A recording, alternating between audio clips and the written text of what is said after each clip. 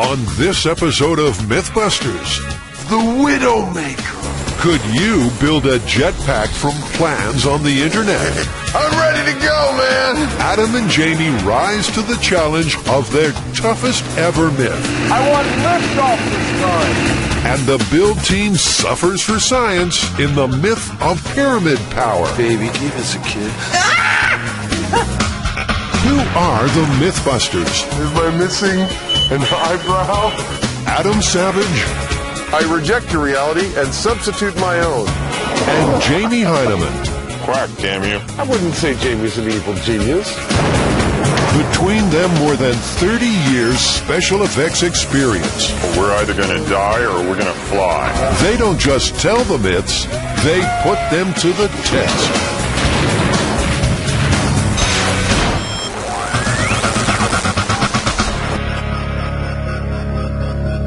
Adam, we've got a really great story here. This is just the kind of thing that I love. This is a really difficult technical challenge. It's an engineering feat we've got to pull off here. Absolutely. We have purchased some plans off the web that anybody could buy for under $100, and we're going to see if we can use those plans to build in our shop a personal, functional jetpack.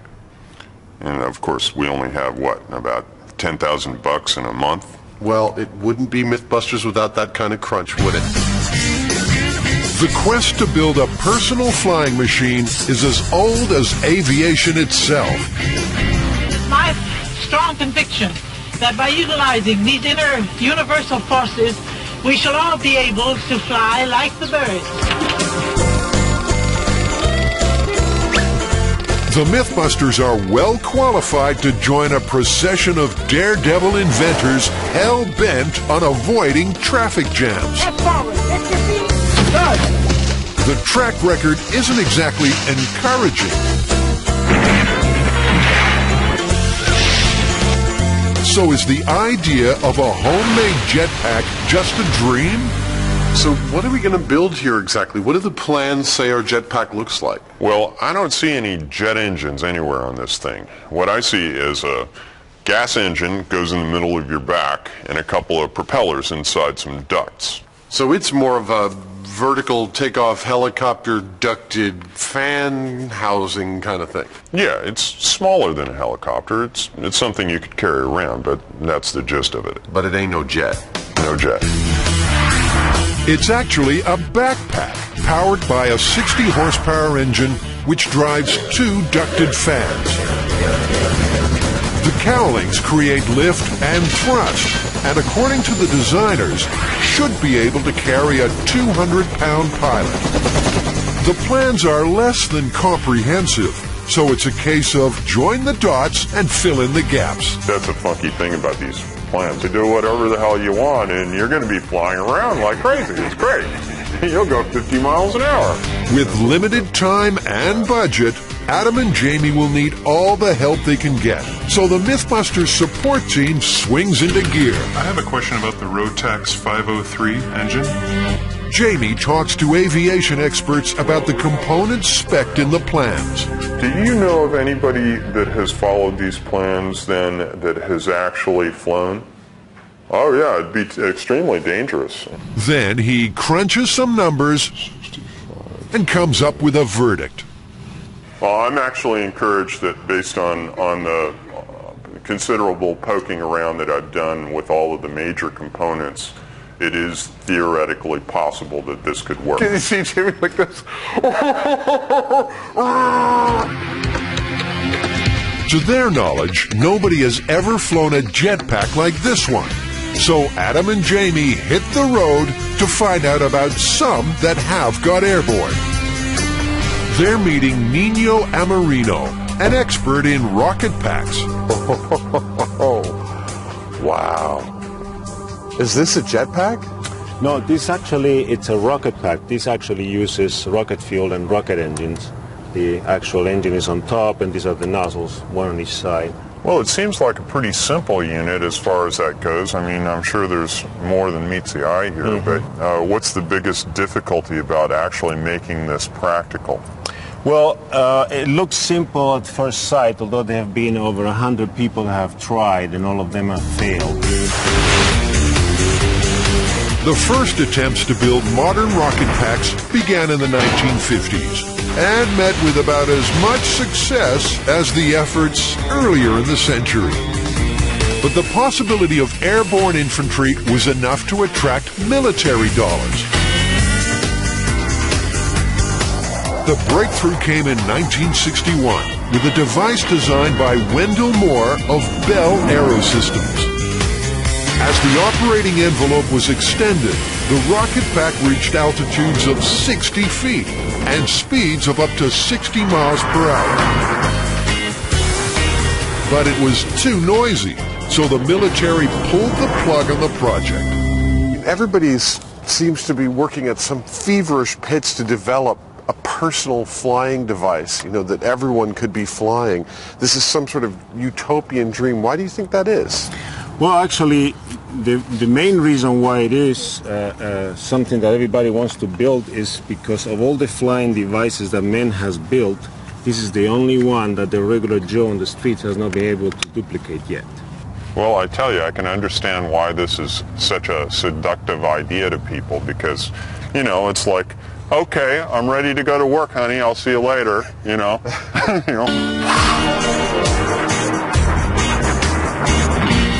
When Jamie grows up, he wants to be a rocket man.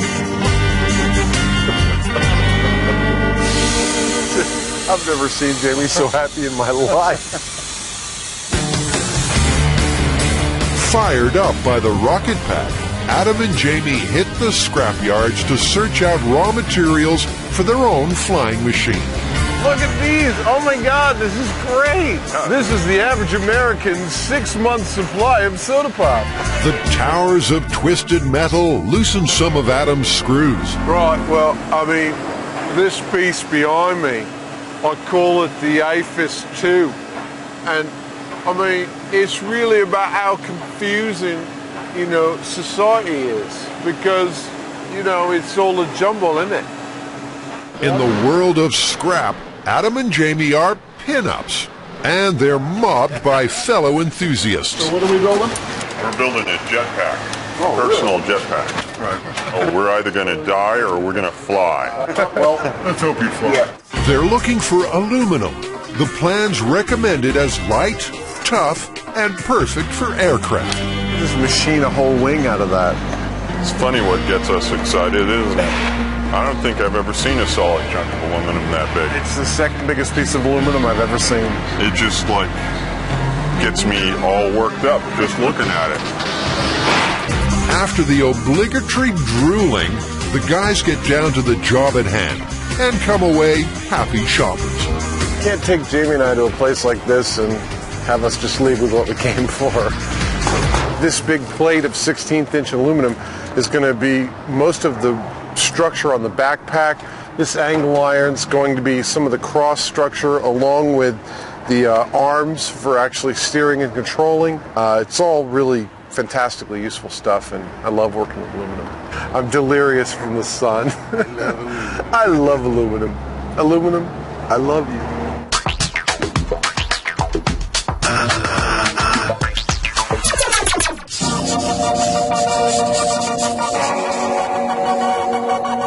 Myth number 2 comes from ancient Egypt and involves a magical mathematical formula. According to some, the pyramids incorporate a sacred geometry which helped to preserve the mummified remains of the pharaohs. Furthermore, they claim that this mystical math can work modern miracles, like keep fruit fresh or razor blades sharp. Apparently, they can even reinvigorate an overworked Mythbuster. Normally we try and stay away from some of the oogie boogie myths, but it's time to go attack pyramid power. It is reputed to do everything from keep your razors sharp to keeping your milk and fruit fresh. And I think you, too, are the perfect people to take this test and see what we can do with it.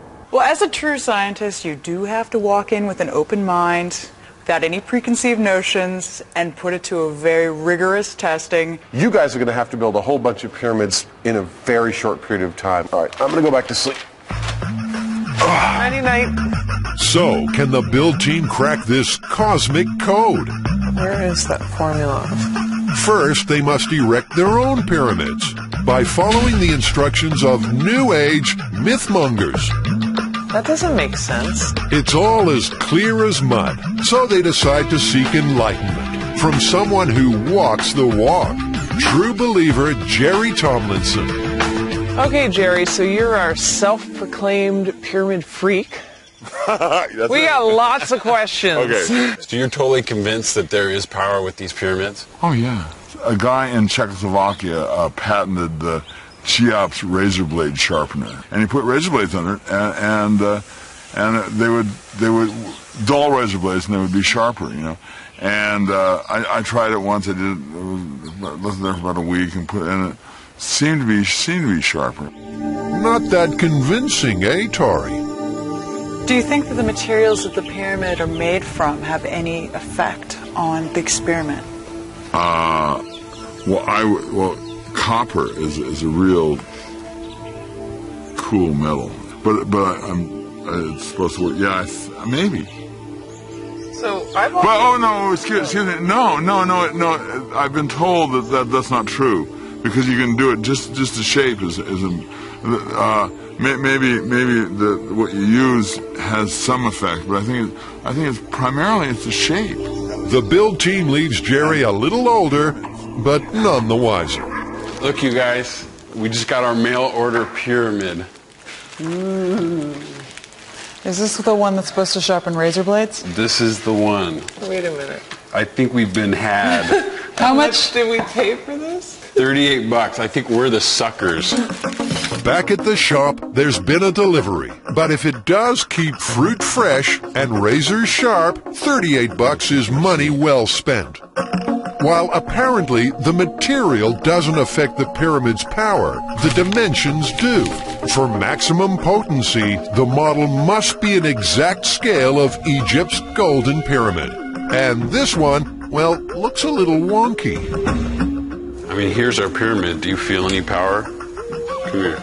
Don't point it at me. Don't aim it at me. Come here. Let's put it over your head. Do you feel lightheaded? I'm reading your thoughts right now. And Tori's thinking that pyramid power could be a long way off.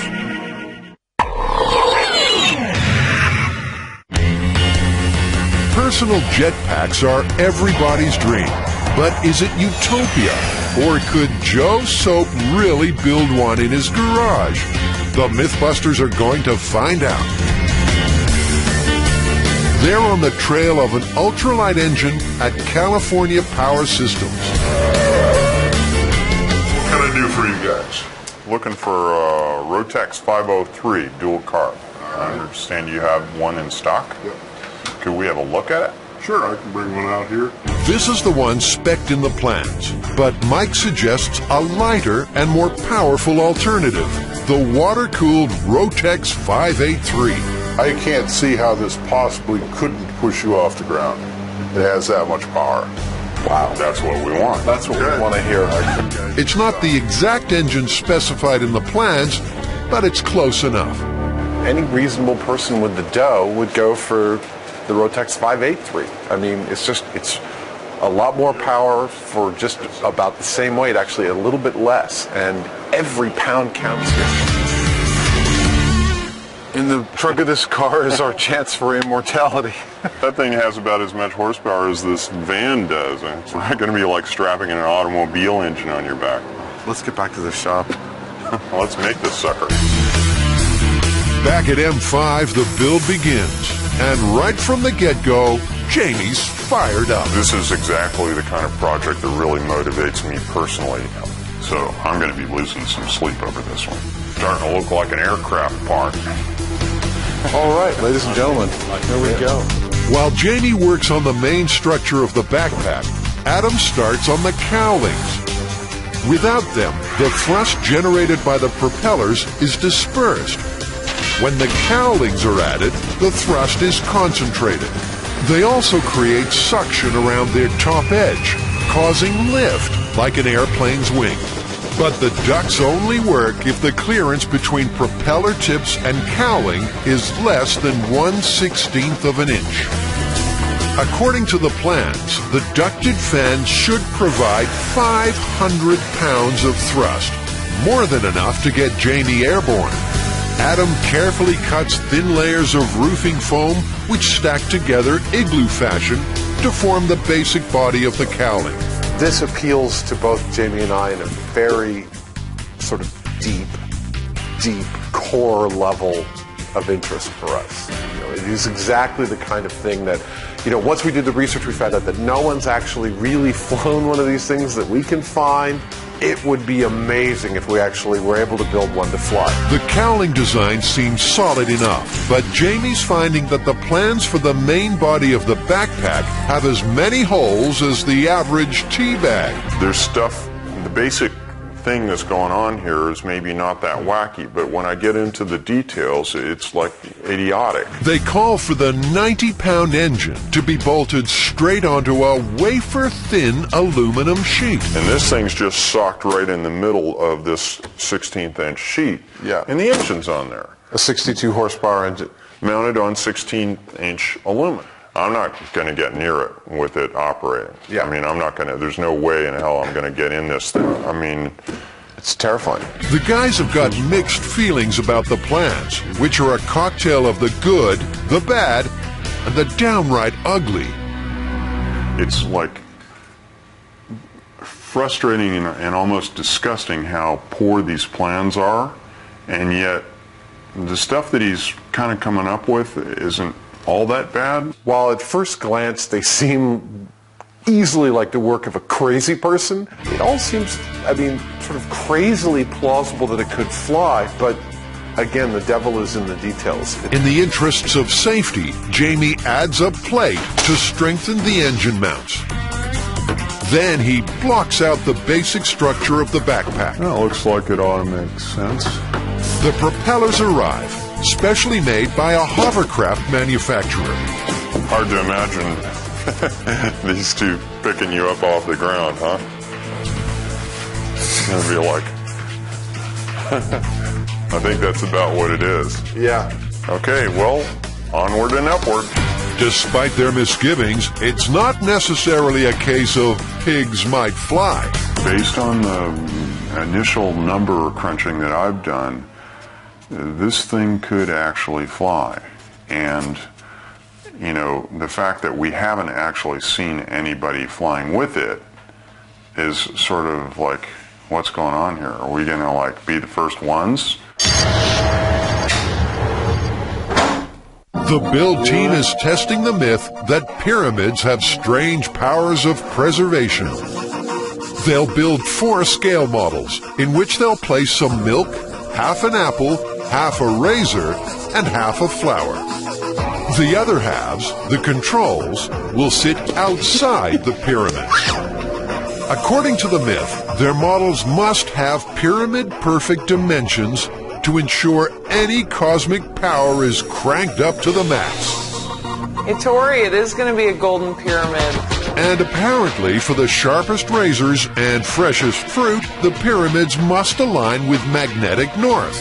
The build team really is doing all they can to test this loopy legend. Should we cut these flowers off, put one in and one out? Actually, we're going to take one of the flowers and we're going to slice it in half. Carrie slices a rose with a razor, while Tori goes overboard on an apple with a chop saw. It's a clean cut, perfect, with a dirty blade. Hardly a laboratory dissection. Carrie also sets up the milk for the preservation test before moving on to something sharper. I am dulling this razor so I can stick it into the pyramid and sharpen it. The team places one half of each item inside the pyramids, 1/3 of the way up. That's the location of the king's burial chamber in the real thing, and supposedly the locus of maximum power. Now, let the rotting commence. But first, another slightly more involved experiment. Well, we're going to get Tori all shaved up with a razor designated for each side of his face. And then we're going to stick one of these inside the pyramid to see if possibly it gets sharper or gives him a cleaner shave on a daily basis. So, for the next 2 weeks, Tori's going to be shaving for science. All right, so I've shaven about the same on each side. They're about the same dullness. So we're going to stick this one in the pyramid, this one outside of the pyramid, see if this one gets any sharper. Like everything else, they're aligned to magnetic north and boosted in height. Now, the waiting begins. For the sake of science, yes. Keep an open mind. Mm-hmm. St. Louis It's 1 week into the jetpack assembly. Can you crash? Yeah, I'll show you. Let's crash into that cliff. No, we're going to go for the balloon. Adam and Jamie are paying a visit to the Hiller Aviation Museum to learn more about personal flying machines. And who better to guide them around than a man named after a compass? My name is North, East, West, North, EAST, WEST, and I'm director at the gallery at the Hiller Aviation Museum. So, like, what happened to South? This is the granddaddy of jetpacks, the Hiller platform, named after its inventor, Stanley Hiller, and funded by the Office of Naval Research. Is this one of the earliest ducted fan designs? This is the earliest ducted fan. This is the first ducted fan that ever lifted a man. Really? Yes.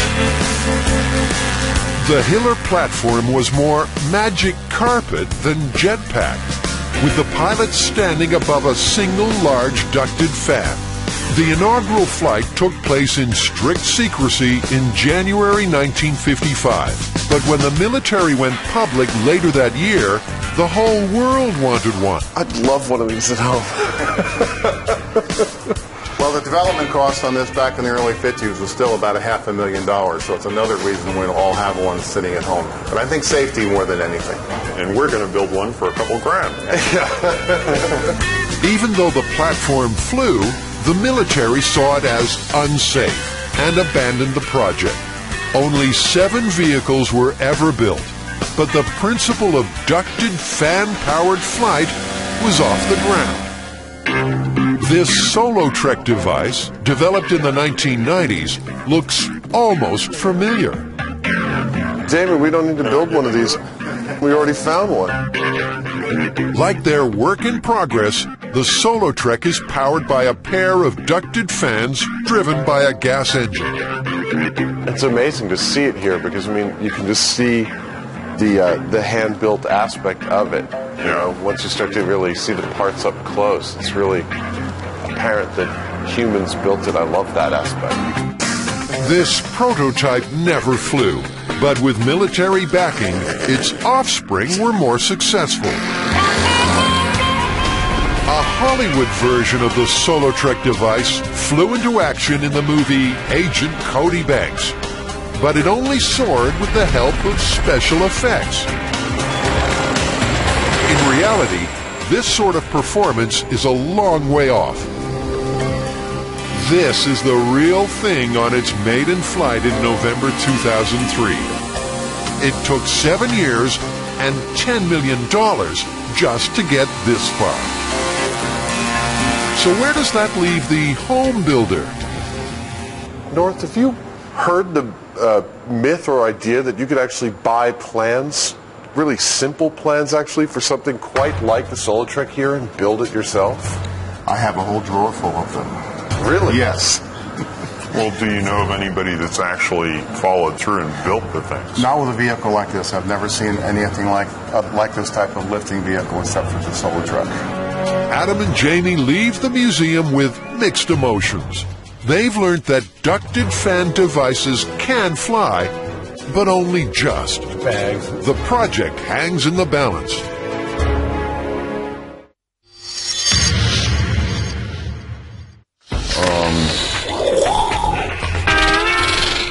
The Mythbusters have just 3 weeks left to build a jetpack from plans purchased off the internet.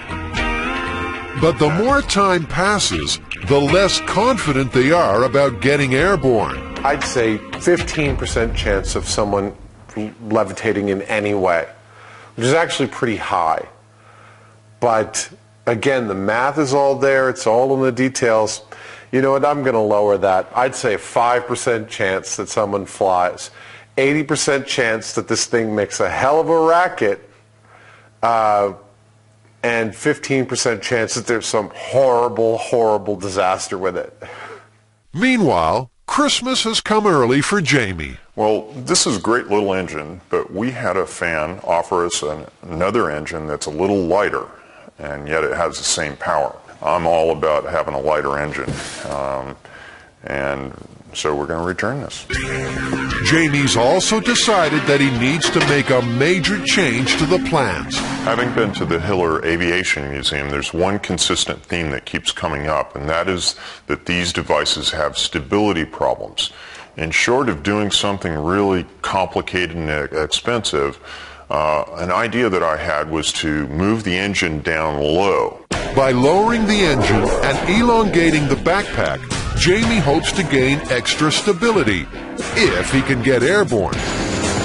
He can't afford a gyro stabilizer, but focusing the weight lower down is the next best thing. Despite the new engine, the new design means a heavier machine, but Jamie doesn't seem concerned. It's going to be fun. Day 10, and Adam checks his cowlings, which he's left to set overnight. There we go. One cowling. I'm quite pleased with it. This thing's going to be mounted one here and one here. I'm ready to go, man. He's built a turntable so he can lathe the foam cowlings into a ducted fan shape with maximum precision. So it actually seems to work okay. It leads me to understand that there's a lot of work to do to finish this. Several hours later, Adam's feeling down. You know, blue. This is awful. The hard part about doing two is that once you finish one, you're only halfway there. Each cowling takes Adam 8 hours of solid sanding and shaping. The clock is ticking, but on balance, he's pleased. All told, any average Joe could do this in their shop for about, like, you know, $75 worth of material. And that's kind of the myth we're testing here. You know, can your average Joe do this? Jamie's been making good progress on his backpack extension. He's lowered the engine and fitted the elongated drive shaft. Perfect. Right on cue, the jetpack's drive system arrives. What we have here are the pulleys that will be mounted onto each propeller. This would be a drive belt, and each propeller has one of these that goes from its hub to the central hub on the engine, and this would be the central hub. While Jamie installs the power transmission, Early go-go dancing training. Adam is psyching himself up for the next stage of cowling construction, vacuum bagging. I'm actually a bit nervous. It's an aeronautical fiberglassing technique designed to provide maximum strength with minimum weight. First, a layer of Kevlar. It's the material used in bulletproof vests. It won't add much weight, but it'll add a lot of strength in case of a catastrophic failure. He covers the entire foam cowling with strips of carbon fiber, which he coats in resin. Excellent, excellent, excellent. I'm very pleased. Then a layer of peel ply. My back is killing me, though. It's like a real workout. Moving around, bending over, turning around, doing this. Finally, absorbent cloth to soak up the excess resin. God, I hope this works. The bag is placed around the cowling, and Adam connects the vacuum pump. The pressure squeezes the resin into any air pockets, providing pound for pound the strongest possible finish. And finally, the pièce de résistance, an impromptu oven in the form of an electric blanket. And that's how you do it. Adam leaves the cowling to bake overnight and heads back to the backpack where Jamie's ready for a balance test. I think we're ready to see how it hangs. All right. Can these be cinched up tighter? I need them like... I'm uncomfortable with all this contact with your groin. Contact. Lowering the engine seems to have paid off. It actually kind of came out like I'd hoped. The engine is balancing off the body weight in the front, the way that it's all kind of configured, which is honestly not too far different than what the original plans were. All right, so you guys ready for a break? Let's go. All right. Catch you later, Jim. Bye, Jimmy. See you around. Adam splits to unwrap his cowlings, and he seems, well, pleased. Oh, that outside edge looks pretty good. Oh, I'm really pleased about this. You know what, Jamie? What? I'm kind of pleased. Yep, he's pleased. I am psyched. A final layer of epoxy gives a pleasing finish. I'm pretty bloody pleased with how smooth it is. I slept in them last night, so I might look a little pleased. There's just 10 days left, but when the first cowling goes on, so does the light at the end of the tunnel. Hold on, I want to stand back and look at this. God damn. Honey, I'm home. Just in time for some important visitors. Inspectors from the Federal Aviation Authority, the FAA. Thanks for coming down, guys. They're here on official duty to classify the jetpack. Unofficially, they're just plain curious. So what do you guys think? How airworthy does it look to you? It's like no aircraft I've ever seen. Would you guys fly it? Absolutely not. You know, although we haven't been able to get them on the phone, do you have a message for the guys who sell these plans? I'm just concerned for your safety. Really, if you were going to actually fly this around, just because it's so unproven. That's the bad news. The good news is that the jetpack gets an ultralight classification, which means a green light for an unregulated test flight. The verdict was great.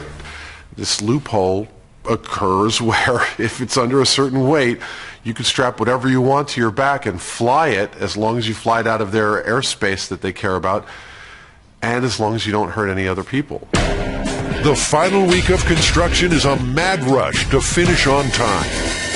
What a racket!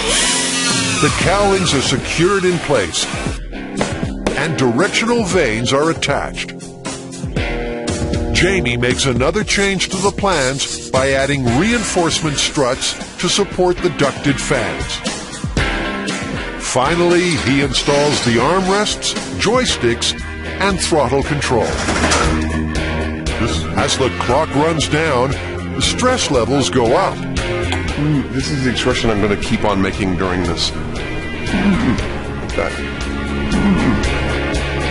Exactly 4 weeks after they started the build, they roll out the jetpack to the test site at the front of the shop. Damn, this is a sexy machine. It's been a month of moving mountains. Have the Mythbusters pulled off a miracle of amateur aeronautics? Or is this jetpack a dead duck?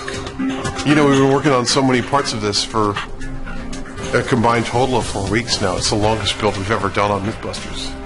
And I'm really, really psyched to see it go.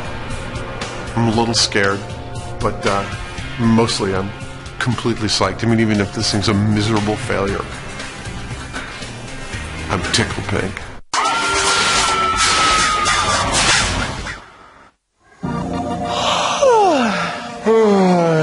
The build team are testing whether pyramids have mystical powers. Can they really keep fruit fresh and razors sharp? While they wait for things to rot or not, Tori's off to the barber's. Oh, this is not cool. Do you think it's me or the razor? I don't know. Okay, I think we're done on that side. Pyramid side done. But the torture continues with the control. So, was there a difference? The left side definitely felt duller Really? than the right side. I'm just glad this whole experience is over. The left side was duller? Well, maybe there is something to pyramid power after all. Let's check up on the rest. Something about rotting milk and rotting apple that just grosses me out. The milk's turning to cheese, but that's not all that's happening. The apple in this one is actually rotting at a slower rate than that one. I know. Feel the power, man. I don't know. I'm so bummed. This Oogie Boogie stuff is actually working. Like it or not, the apples are rotting at different rates. Is this pyramid power at work, or has the apple experiment gone pear-shaped? Time to consult an Egyptologist. What do you know about the power of the pyramid? Well, the myth is that the shape itself was part of the process of preserving the body of the king. And by extension, I suppose there are people who think that it preserves just about anything placed inside of it. As far as you know, in ancient Egyptian thinking, there's no evidence that they thought about that at all. Could the mummy's curse spell the end for pyramid power? Dr. Manning reckons that it's mummification that preserved the bodies of Egyptian kings, not the shape at all. So how's the apple getting on? Well, it's been 15 days. This one is definitely rotting at a slower rate than this one. The pyramid apple defies logic. It's kept its color, its shape, and it's mold-free. Flowers seem to be doing the same thing. They're both dried out. There's no real difference. I don't see any difference. And how about the milk? Oh my God! There's like little critters. There's little critters crawling around in there. Yeah! Is there any in those? Yeah, they're little maggots. Milk maggots are Mother Nature's use-by date, but razor blades can be tested with technology. We've brought our razor blades here to the California Academy of Sciences to see if we can put them under the electron microscope, see if the pyramid has had any effect on them. Hi, Scott. Hi. Carrie, I'm with the Mythbusters. Glad to meet you.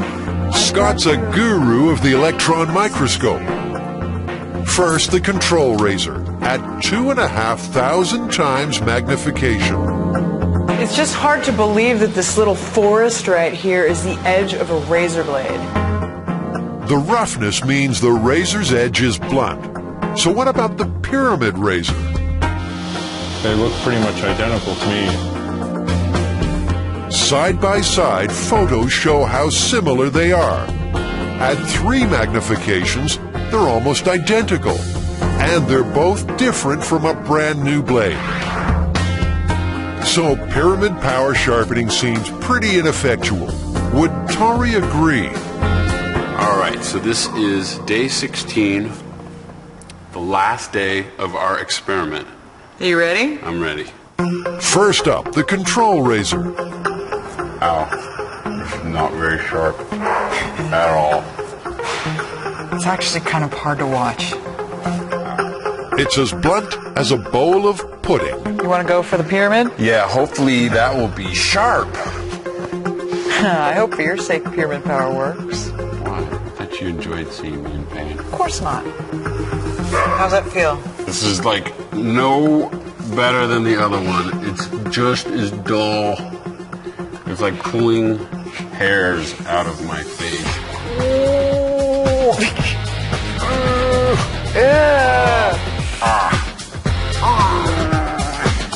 It sucks. This thing is not sharp at all. I need a real razor. Tori exits for medical help. Oh man, I'm sure glad that this myth is over. Dude, are you alright? Well, does it look like I'm alright? I would have to say that this part of the myth is totally busted. I think your face is busted. But his mojo's still working. Baby, give us a kiss. You don't find me hot like this? You look like hell.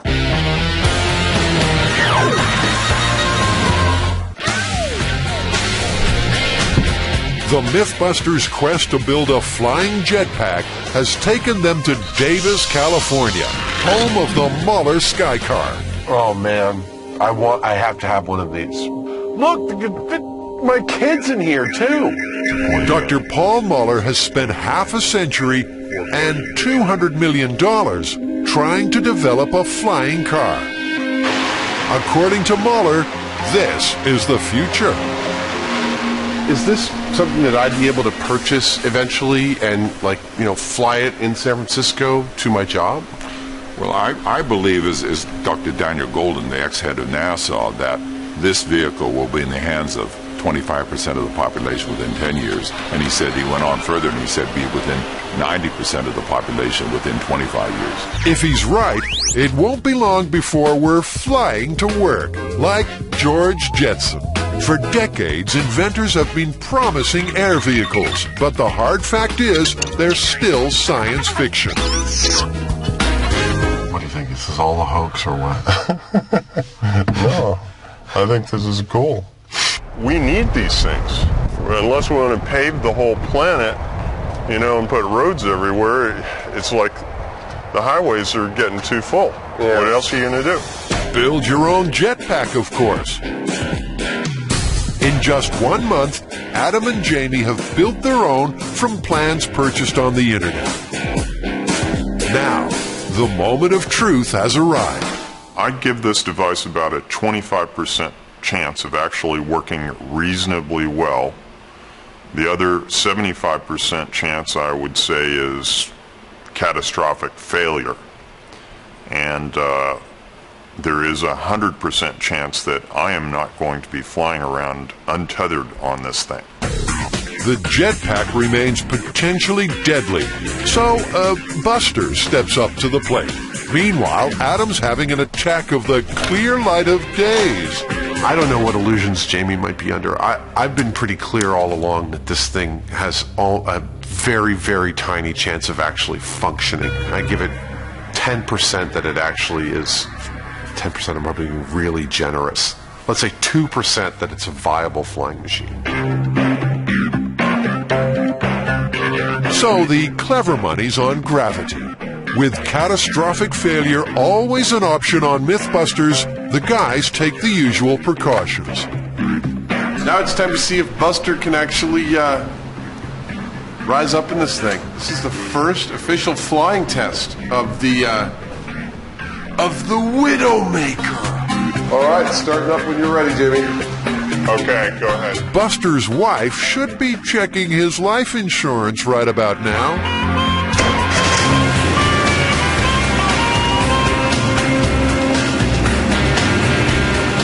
Just need to spin up probably to about 4,500 RPM, and Jamie's just checking the system out, seeing if anything's abnormally hot.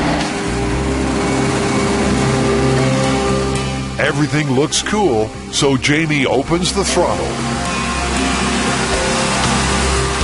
It's all systems go. Countdown begins. The Widowmaker dances on the launch pad. A tantalizing sign of lift, but takeoff is aborted. Jamie thinks the fuel mixture may be too rich. I'm getting, my eyes are really stinging, and we weren't reaching full RPM. I think there's a throttle, high-speed throttle needle on it. Okay. Adjustment. The engine is not reaching its power band, so they do some fine-tuning, adjust the throttle cable, and prime the carburetors for another shot at immortality.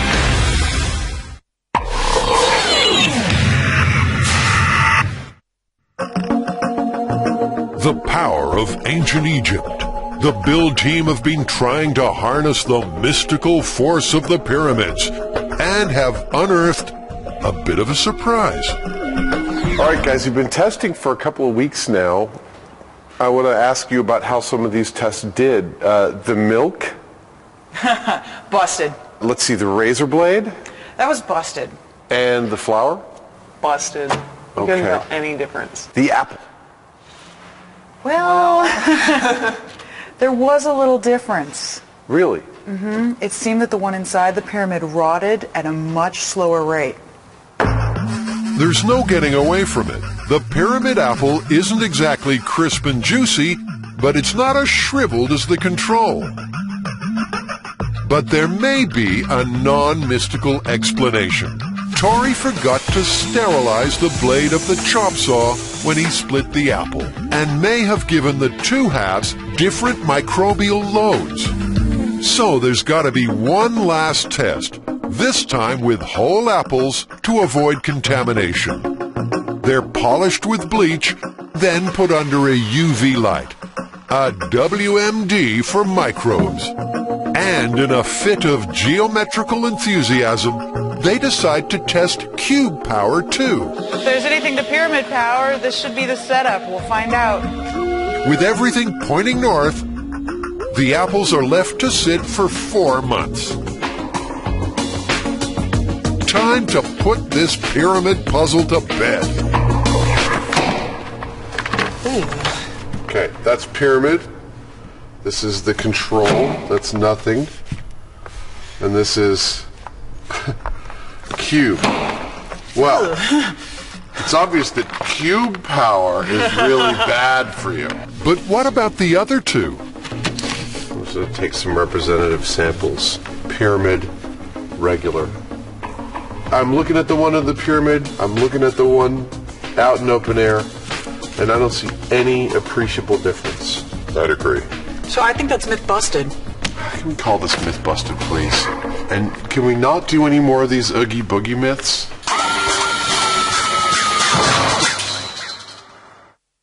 Back at the launch pad, Adam and Jamie have retuned the jetpack's engine. And it's time for a second bite at the levitation cherry. Here goes.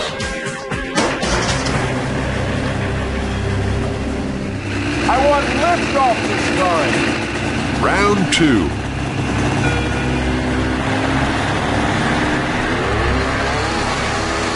This time the engine hits the butter zone.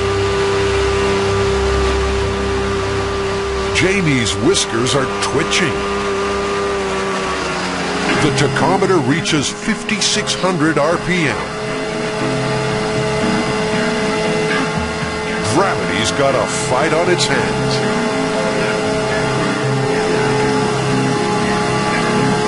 The jetpack leaves the ground.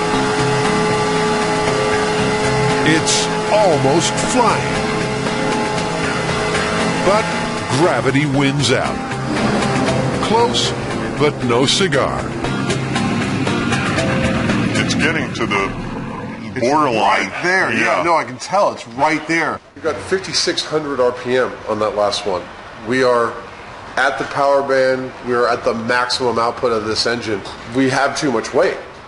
As far as the overall design, everything is functioning as it should, except the entire machine.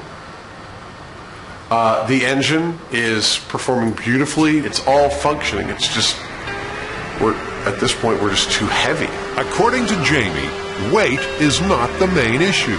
It's thrust. We were given to understand we would get 500 pounds of thrust. This thing does not weigh 500 pounds. Why is it not getting off the ground? There's some kind of a thing with the only place that I can point to is something to do with the efficiency of the ducts. They attempt to maximize thrust by adding a layer of balsa between the propeller tips and the cowlings. The smaller the gap, the larger the thrust. Oh, did you see that? Was that sexy old boy? A thread test confirms that the airflow into the ducts is smooth and uniform. So they should be getting the correct thrust and lift. Perfect! But even with the modifications, the guys decide to lower the bar. Keep your comments to yourself. and remove Buster from the hot seat. Okay. Take that! It's a retreat, but Jamie's philosophical. This is an ambitious project, after all. You know, this is something that I keep saying, like, somebody out there is spending tens of millions of dollars and decades of work developing a device like this. With Buster out of the picture, the jetpack is 190 pounds lighter. It's now or never. All right, are you ready? I think we're ready. Okay, go ahead. Test number 3. Chocks away, but will it be liftoff?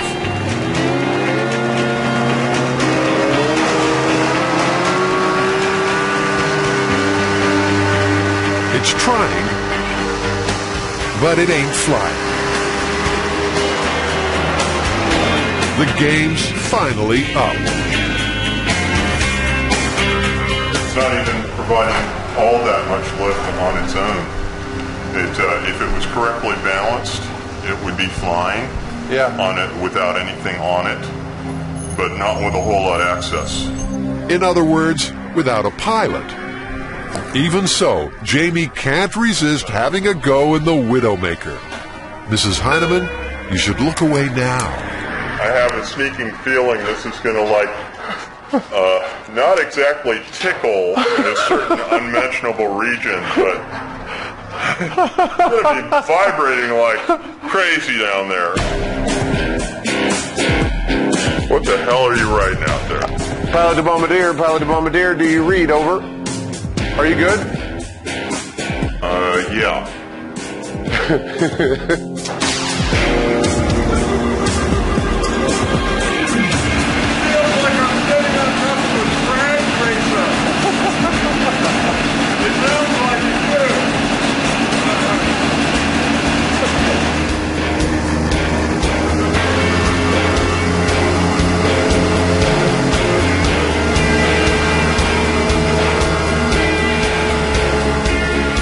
Looks like Jamie's going to be driving to work for a while yet.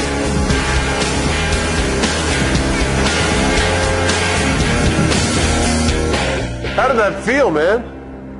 Well, the main thing that it feels like is that I'm in some kind of a mixer or something. I mean, it's like your whole body is just like at a really high frequency vibration here. It's, just that alone is enough to make me not want to fly around in this. I mean, it really is ridiculous. Seeing Jamie in the machine is just amazing. He really does, with the mustache, end up looking like one of those turn-of-the-century guys in the huge flying machine that goes off the ramp and off the cliff. And unfortunately, he's met with about as much success as those magnificent men in their flying machines.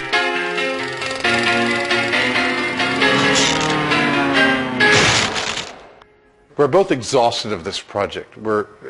I believe, I'm personally exhausted of this project. We've done all due diligence on making this thing work based on the information we've had, but it's nowhere in the ballpark. I don't get it. I'm mystified. So how did we do? Well, we didn't get off the ground, so I guess we failed, as much as I hate to admit it. But we succeeded, I think, in busting a myth. Yeah, there's no way that the average Joe could take those plans and get off the ground with them. They were incredibly sparse. There wasn't enough data. There weren't enough details. They were drawn on cocktail napkins. Yeah, it was ridiculous. What do you think? Do you think at some point in the future we will be flying personal jetpacks to work? I don't think so. There's one really important thing to keep in mind about this type of device, and that is that you have no backup. If you have a failure, you're going down like a stone. You're going to die. And for that reason, I don't think that you're going to be riding around in a personal jetpack anytime in the near future at all. So, myth totally busted. Yeah, totally busted.